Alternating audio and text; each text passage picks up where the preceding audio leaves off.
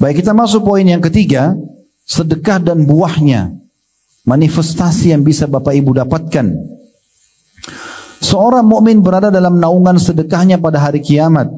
Yang paling cepat menolong orang di hari kiamat nanti di mahsyar itu adalah sedekah.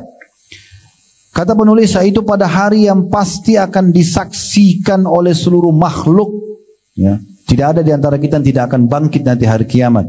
Kita selalu meyakini rukun iman kita yang kelima, iman kepada hari kiamat. Satu paket, prosesi kematian, alam barzah di kuburan, hari kebangkitan timbangan amal, dan surga atau neraka. Di mana seorang anak akan beruban. Kalau Bapak Ibu mau tahu ayatnya, bisa lihat surah Al-Hajj, surah nomor 22, ayat-ayat pertamanya. Allah gambarkan pada hari kiamat nanti di mahsyar, karena dahsyatnya orang melihat neraka, orang takut semua lihat dosanya akan dihukum oleh Allah SWT. Pada hari itu anak kecil bisa beruban. Matahari akan mendekat ke kepala manusia, keringat yang banyak keluar hingga menenggelamkan manusia. Sebagaimana dari hadis Abu Hurairah radhiyallahu anhu yang menggambarkan tentang dahsyatnya keadaan mahsyar nanti, Rasulullah SAW bersabda, "Ya'raqun nasu yawmal qiyamati hatta yadhhaba 'araquhum fil ardi 70 dhira'an wa yuljimuhum hatta yabluga adhanahum." Pada hari kiamat nanti manusia akan berkeringat hingga mengalir sejauh 70 hasta dan akan menenggelamkan mereka hingga mencapai telinga mereka. Ada di situ angka 1 setelahnya, dilihat footnote di bawah nomor 1, HR hadis riwayat, diringkas HR Al-Bukhari. Berarti hadis ini hadis yang sahih. Jadi perlu kita garis bawahi teman-teman, di mahsyar nanti itu orang akan tenggelam dengan keringatnya sendiri, tergantung kadar dosanya. Dalam sebuah hadis yang lain, kata Nabi SAW, ada manusia tenggelam sampai mata kakinya, ada yang sampai lututnya, ada yang sampai perutnya, ada yang sampai dadanya, ada yang tenggelam, Nabi SAW kasih isyarat sampai ke hidungnya atau mulutnya. Tergantung kadar dosa. Dengan keringat dia sendiri, karena panasnya matahari pada saat itu. Keringat dia tidak mengganggu orang yang di sebelah. Dia seperti berada di satu kolam yang dia tenggelam dengan keringatnya sendiri. Dia tidak bisa lepas. Yang lolos nanti orang yang tidak ada dosanya. Bahkan mereka dapat naungan Allah SWT pada hari kiamat. Dan salah satu yang bisa membawa orang selamat di mahsyar adalah sedekahnya. Perhatikan perkataan Ibnu Hajar rahimahullah di halaman 13 ya, berkata dalam menanggapi hadis tersebut tentang masalah orang akan tenggelam dengan keringatnya di mahsyar, barang siapa yang memperhatikan kondisi tersebut, niscaya ia akan mengetahui betapa besarnya kegoncangan pada hari itu, di mana neraka mengelilingi tanah padang mahsyar dan matahari didekatkan sekitar 1 mil jaraknya dari kepala manusia. Maka bagaimanakah kondisi panasnya bumi saat itu? Sekarang aja ini lagi peceklik kita di Indonesia 30 derajat, 33, mungkin 35, kita sudah merasa luar biasa panasnya. Gitu kan. Kita sudah melihat banyak sekali bendungan yang kering. Dan kita sudah lihat banyak tanah-tanah yang gersang. Kami kemarin tablik akbar di Sidoarjo, lihat tanah banyak sekali yang kering. Bukan karena Sidoarjonya, tapi karena cuaca memang lagi panas. Kemarin kami ke Makassar, sebagian listrik dipadamkan karena bendungan ya tidak bisa ya, tidak ada airnya, yani, kering. Dan banyak wilayah-wilayah yang lain. Ini baru begini saya sudah luar biasa. Padahal matahari jaraknya jutaan mil dari bumi sekarang. Nanti di mahsyar matahari itu jaraknya cuma 1 mil. Kata Nabi SAW jaraknya hanya 1 mil dari manusia. Dan perawi hadis sahabat yang menukilin mengatakan, saya tidak tahu 1 mil itu maksudnya jarak kilometer perjalanan kayak 1,5 kilometer misalnya kalau 1 mil, atau 1 mil yang dimaksud dalam bahasa Arab adalah orang-orang Arab, terutama kaum wanita, kalau mereka mau pakai celak di matanya, kan biasanya ada kayunya ya, atau wadah yang kita pakai untuk digores di mata. Nah kalau sudah dekat dengan mata, sudah mau digores di antara dua di bulu matanya, maka ini namanya jarak 1 mil. Jadi dia mengatakan kami tidak tahu ini maksud 1 mil itu jarak kilometer atau jarak seperti bahasa orang Arab, karena ini bahasa Arab turunnya Al-Quran, ada hadis Nabi SAW, apakah seperti itu jaraknya karena panasnya? Maka seperti itulah. Kata Ibnu Hajar, saya ulangi dalam menanggapi hadis tentang orang tenggelam dengan keringatnya di mahsyar nanti, barang siapa memperhatikan kondisi tersebut, niscaya akan mengetahui betapa besarnya kegoncangan pada hari itu, di mana neraka mengelilingi tanah padang mahsyar dan matahari didekatkan sekitar 1 mil jaraknya dari kepala manusia. Maka bagaimanakah kondisi panasnya bumi saat itu? Dan keringat apa yang mengalir pada padang Sahara hingga mencapai 70 hasta. Padahal setiap manusia tidaklah mendapatkan tempat kecuali sebatas tanah untuk memijakkan kedua kakinya. Maka bagaimanakah kondisi manusia saat itu dengan keringat dan peluh mereka, padahal mereka berbeda-beda kadar peluhnya.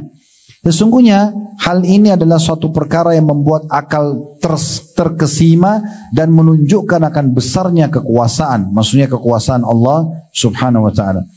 Pada saat itu manusia sangat membutuhkan naungan yang dapat menaungi dirinya, hingga hadirlah sedekah lalu menaungi pelakunya. Dari riwayat Uqbah bin Amir radhiyallahu anhu, dia berkata, saya telah mendengarkan Rasulullah sallallahu alaihi wasallam bersabda, kullu imri'in fi dhilli sadaqati hatta yufsala bainan nas au qala hatta yuhkama bainan nas. Setiap orang berada di bawah naungan sedekahnya hingga manusia diadili oleh pengadilan Allah. Jadi nanti di mahsyar kita akan nunggu masing-masing kapan diadili oleh Allah subhanahu wa ta'ala. Dan beliau bersabda, hingga keputusan di antara manusia ditetapkan oleh pengadilan Allah. Ada footnote nomor 1 hadis di bawah HR hadis riwayat Ibnu Khuzaimah. Dari Abul Khair ini seorang perawi hadis, salah seorang perawi hadis. Pada saat dia mendengarkan hadis ini, dia mengatakan, tidaklah suatu hari dilewatinya melainkan dia bersedekah dengan sesuatu, walaupun hanya dengan sepotong kue atau sebutir bawang. Jadi seorang perawi hadis bernama Abul Khair, pada saat dia baca hadis tadi ini, yang kata Nabi SAW, nanti pada hari kiamat di mahsyar orang-orang akan berada di bawah naungan sedekahnya masing-masing. Maka dengan dengar ini dia tidak pernah lewatkan satu hari pun kecuali dia harus bersedekah, walaupun hanya dengan sepotong kue atau sebutir bawang. Ya, dia pernah mengantongi bawang di kantongnya sampai orang-orang mengatakan, nanti baju Anda bau. Dia mengatakan, saya tidak peduli, yang penting saya bisa bersedekah. Yang penting saya bisa bersedekah, ya.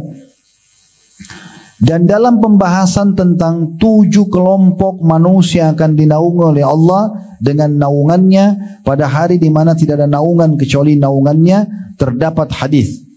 Jadi maksudnya sebelum saya bacakan hadisnya, dan ini sebagai ya, penutup dalam poin ketiga ini, ya.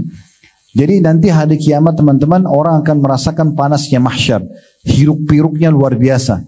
Kata Nabi SAW, kalian akan dibangkitkan tanpa alas kaki, tanpa busana, dan tidak terkhitan, tidak tersunat. Maka Aisyah mengatakannya, Rasulullah, betapa malunya laki-laki dan perempuan dibangkitkan dalam kondisi seperti itu. Kata Nabi SAW, pada hari itu wahai Aisyah, bukan lagi seperti yang kau bayangkan. Maksudnya orang tidak lagi melihat auratnya orang lain. Saya kasih contoh, kalau sedang terjadi peperangan, kemudian di depan mata kita musuh lagi mengejar, ini ditebas lehernya, ini ditembak kepalanya, lalu di depan kita ada lawan jenis lari tidak pakai baju. Apakah kita masih punya syahwat? Sudah enggak lagi, karena kondisinya sangat memilukan pada saat itu. Maka Aisyah mengatakannya, Rasulullah, kalau gitu orang malu. Kata Nabi SAW, wahai Aisyah, pada hari itu bukan seperti yang kau bayangkan. Pada hari itu bukan seperti yang kau bayangkan. Jadi sangat dahsyat luar biasa di mahsyar nanti. Orang penuh dengan penyesalan, tidak bisa lagi menambah amalnya, tidak bisa lagi beristighfar dari dosa-dosanya. Dan beruntunglah kita sebagai seorang muslim, Allah sudah berikan kita bocorannya sekarang. Teman-teman, enaknya menjadi seorang muslim ini, kita tahu ya, awal penciptaan alam semesta ini disampaikan dari wahyu Allah subhanahu wa ta'ala, termasuk penciptaan manusia pertama Nabi Adam dari tanah, istrinya Hawa dari tulang rusuknya, kemudian tinggal di surga, kemudian diturunkan di bumi untuk menjalankan tugas, lalu turunannya semua akan diberikan syariat atau peraturan, Allah utus para rasul, Allah turunkan kitab-kitab, dan akan meninggal, kemudian pindah di alam barzah, kemudian akan dibangkitkan timbang amalnya, faman ya'mal mithqala dzarratin khairan yara, siapa yang buat seperti biji sawi dari kebaikan akan diperlihatkan dan akan diberikan balasan, wa may ya'mal mithqala dzarratin syarran yara, dan siapa yang berbuat seperti biji sawi dari kebaikan akan diperlihatkan dan akan dihukum. Maka semua itu akan satu paket, gitu kan? Dan akan ada surga dan neraka. Kita sudah tahu. Bapak Ibu sekarang kalau mau tahu bagaimana surga itu sudah dirincikan dari ayat Al-Quran, dari hadis Nabi SAW.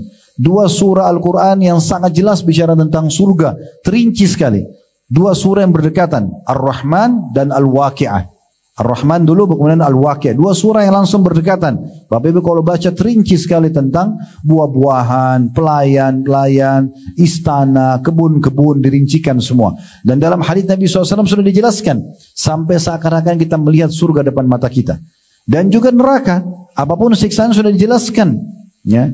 Gambaran tentang neraka banyak sekali ayat Al-Quran yang menggambarkan. Hampir setiap surah ada singgungan tentang masalah neraka dan siksaan. Dan hadis-hadis Nabi SAW juga cukup banyak. Jadi sudah dapat bocorannya. Maka beruntung kita tahu semua ini teman-teman sekalian. Beruntung kita tahu semua ini. Jadi hati-hati. Jangan sampai masuk ilmu seperti ini di telinga kanan keluar ke telinga kiri. Bapak Ibu kami cuma bisa menyampaikan di majelis seperti ini. Bapak Ibu harus faham ini adalah penyampaian agama kita untuk diaplikasikan dalam kehidupan. Resep sederhana untuk bahagia, sedekah. Mungkin amal kita tidak terlalu banyak, tapi pintu sedekah sangat terbuka. Waktunya kapan saja, jumlahnya juga tidak dibatasin. Walaupun hanya sepiring makanan kita bagi dua, sepotong roti bagi dua, sudah masuk dalam pintu sedekah yang sangat besar pahalanya. Maka Nabi SAW mengatakan di mahsyar nanti ada 7 golongan yang tidak kena panasnya mahsyar itu. 7 golongan. Lalu Nabi SAW sebutkan, yang pertama adalah imam yang adil, pemimpin yang adil, menjalankan tugasnya dengan benar. Dia tahu ini amanah, dia selalu jalankan tugas. Contoh yang paling baik adalah Khulafaur Rasyidin, Abu Bakar, Umar, Utsman, Ali. Ya, ini contoh yang paling tepat untuk kita ambil sebagai contoh. Makanya kata Nabi SAW, "Alaikum bisunnati wa sunnatu Khulafaur Rasyidin mahdiyyin min ba'di." Berpegang pada sunnahku dan sunnah Khulafaur Rasyidin setelahku. Mereka berempat ini tidak tidur di malam hari. Abu Bakar, Umar, Utsman, Ali radhiyallahu anhum ajma'in, sampai mereka pastikan tidak ada lagi masyarakatnya yang butuh, karena mereka tahu itu tanggung jawab pada hari kiamat. Ini pemimpin yang adil. Yang kedua adalah orang yang tumbuh, anak muda yang tumbuh di atas ketaatan Allah SWT. Ini 7 teracak saya sampaikan ya. Karena urutan dalam hadis mungkin siapa tahu ada yang berbeda, tapi yang jelas 7 golongan ini. Yang kedua adalah anak muda yang tumbuh di atas ketaatan Allah. Jadi orang kalau masih muda memang harusnya ke agama, harus ketaatan. Bukan anak muda malah ugal-ugalan, malah buat dosa. Sering dengar gak di Indonesia nih orang tua bilang, gak apa-apa nak, ayah sama ibu juga dulu begitu, nanti juga kamu sadar. Biasa gitu kan, biarin anak-anaknya pacaran, hamil di luar nikah, coba minuman keras, coba ini dan itu. Subhanallah, justru di masa muda harusnya dia dipakai di atas ketaatan kepada Allah SWT. Yang masih muda tuh harusnya di majelis ilmu, harusnya dia berada di saf pertama sholat bagi laki-laki. Perempuan tutup aurat dari masih muda, memang begitu, dari masih kecil. Dan kata Nabi SAW, Inna Allah yu'jibu min syabin laysa lahu sabwa.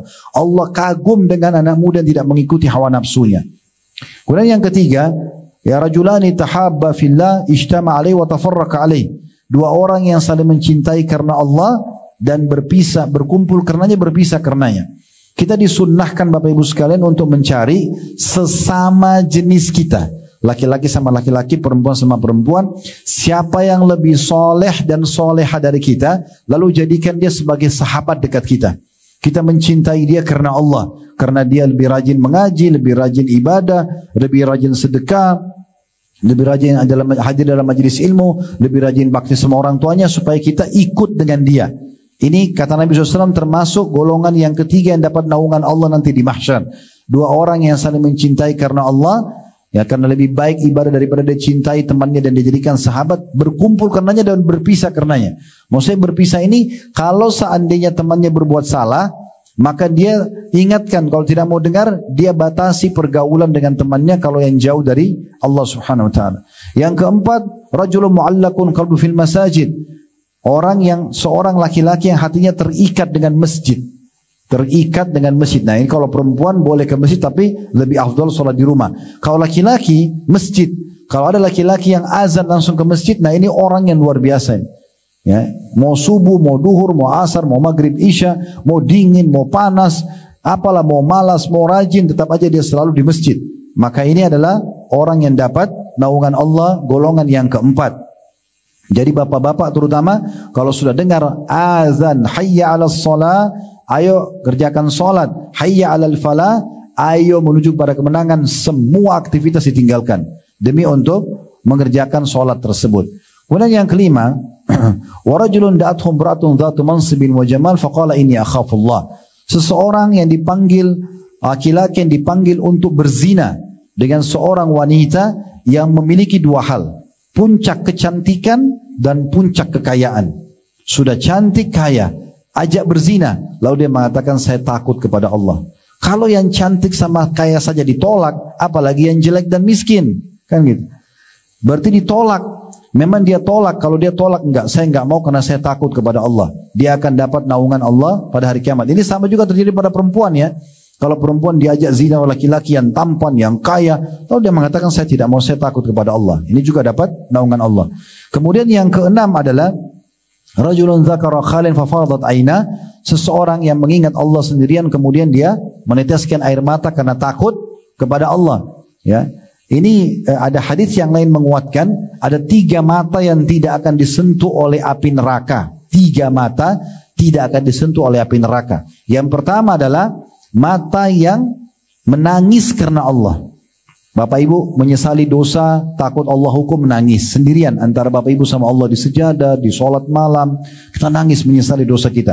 Atau kita rindu masuk surga, kita minta agar Allah masukkan surga. Atau kita ingin Allah tambahkan rezeki, Allah berikan pasangan, Allah berikan keturunan, Allah keluarkan dari permasalahan, lalu dia menangis. Ini mata pertama tidak akan sentuh api neraka. Yang kedua adalah mata yang berjaga-jaga di perbatasan umat Islam, kayak teman-teman kita sekarang di Gaza. 24 jam mereka tidak bisa aman. Rudal di atas kepala mereka, rumah mereka rubuh, banyak korban yang meninggal, setiap saat bisa ajal datang. Mata mereka nggak bisa tidur, mereka berjaga-jaga di jalan Allah. Ini mata yang tidak disentuh api neraka. Dan yang ketiga, mata yang selamat dari hal yang diharamkan. Mata yang tidak menonton hal-hal yang haram. Ada penawaran tapi dia tinggalkan. Ya. Semoga Allah maafkan kalau terjadi masa lalu. Tapi yang jelas kita belajar sekarang untuk kita terapkan ke depannya. Nah yang terakhir yang ketujuh adalah yang disebutkan di halaman 14 ini. Ya, kita sudah sebutkan 6. Tentu saya bilang tadi sebenarnya dalam urutan hadis bukan seperti yang saya sebutkan, tapi tetap 6 tadi itu sudah benar semuanya. Cuma di dalam hadis dia urutannya bukan seperti tadi saya sebutkan. Saya sengaja menerlambatkan yang akan kita baca sekarang karena ini saksi bahasan kita. Saya jadikan dia poin ketujuh. Ya, poin yang ketujuh adalah wa rajulun tasaddaqa bi sadaqatin fa akhfaha hatta la ta'lama shimalu ma tunfiqu atau ma qaddamat yaminu. Golongan yang ketujuh yang Allah akan naungi pada hari kiamat, tidak ada naungan kecuali naungan Allah, adalah seseorang lelaki yang bersedekah dengan suatu sedekah lalu merahasiakannya hingga tangan kirinya tidak mengetahui apa yang diberikan oleh tangan kanannya. Footnote nomor 2, hadis riwayat Bukhari dan Muslim. Teman-teman sekalian, ini luar biasa ya, bahasa kiasan Nabi SAW. Kenapa saya bahasakan bahasa kiasan? Karena dibahasakan Nabi SAW seseorang yang bersedekah. Walaupun sini disebutkan laki-laki tapi perempuan masuk di dalamnya ya. Jadi seseorang yang sedekah dengan tangan kanannya sampai-sampai tangan kirinya tidak tahu. Bagaimana memahami ini? Toh tangan kiri sama kanan menurut kita biasa aja gitu. Maksudnya ini bahasa kiasan. Kalau tangan kiri saja tidak tahu, apalagi orang lain. Maksudnya kalau Bapak Ibu ada kesempatan bersedekah, jangan diceritakan ke orang lain. Kecuali orang memang melihatnya. Ya, tadi saya bilang, jangan sengaja bilang saya sedekah loh di sana, orang itu saya sudah bantu loh. Nggak boleh kita sebut-sebutin, ya, karena penyebutannya ini bisa masuk dalam istilah man. Man itu adalah menyebut-nyebut sedekah. Di surah Al-Baqarah tadi yang saya katakan ayat 161 sampai 174, di antara potongan ayat adalah tidak boleh menyakiti penerima sedekah dan menyebut-nyebutnya. Kecuali ada keadaan-keadaan tertentu, seperti misalnya orang tua pada anak-anaknya. Boleh saja orang tua berkata pada anak-anaknya, misalnya anaknya tidak mau patuh nih, nak kenapa kamu tidak patuh? Bukankah ibu sama ayah sudah biaya kamu dari kecil? Kan dia sebutin kebaikannya untuk memberikan kesadaran pada anak. Itu tidak masuk dalam larangan, karena memang hak orang tua untuk mengingatkan anaknya. Kemudian pemberian suami pada istrinya. misalnya dia sudah memberikan nafkah pada istrinya, tapi istrinya selalu merasa kurang aja terus. Selalu minta, suaminya bilang, kan sudah saya berikan kemarin, sudah saya berikan nafkahnya, kenapa bisa kurang misalnya? Maka dia berbicara, dia menyebutkan, kan kemarin saya transferkan sekian, saya sudah belikan ini, saya sudah belikan, untuk mengingatkan istrinya agar jangan sampai nusyur atau membangkang. Itu tidak masuk dalam larangan. Yang ketiga, pemimpin pada masyarakatnya. Misalnya presiden membangun sebuah fasilitas umum, atau seorang gubernur atau wali kota atau bupati, lalu dia berkata pada masyarakatnya, ini Bapak Ibu sekalian sudah saya bangunkan jembatan, sudah saya buatin jalan, sudah saya buatin rumah sakit, tolong dijaga dan dirawat ya. Kan dia sebutkan kebaikan itu. Ini tidak masuk dalam larangan karena dia sedang menjelaskan ini harus dijaga sebagai amanah, ya. Begitu juga dengan pimpinan rumah sakit seperti ini, pimpinan perusahaan, pimpinan yayasan, dia boleh menyebutkan ini sudah saya siapkan ya, tolong dijaga. Maka ini tidak dilarang. Tapi selain daripada ini nggak boleh. Nggak boleh Bapak Ibu sengaja datang kepada orang mengatakan, kamu kan sudah saya bantu, kenapa kamu masih minta lagi? Udah nggak usah. Ya, kita kasih saja. Kalau dia minta, tapi kan dia minta terus, nggak masalah. Biarkan saja selama memang itu dia benar. Kecuali dia pakai maksiat, kita tahu uang itu akan dipakai mabuk-mabukan misalnya, itu lain. Tapi kalau tidak, tidak ada masalah. Ya, bahkan kalau kita punya orang-orang yang rutin kita bantu itu malah bagus. Kita sudah punya kantong sedekahnya kan? Ya, kita harus tahu, tadi saya bilang persepsinya adalah kita harus tahu kita lebih butuh, dan dalam keadaan kita lebih butuh dengan sedekah daripada orang yang menerima sedekah itu. Allahu a'lam.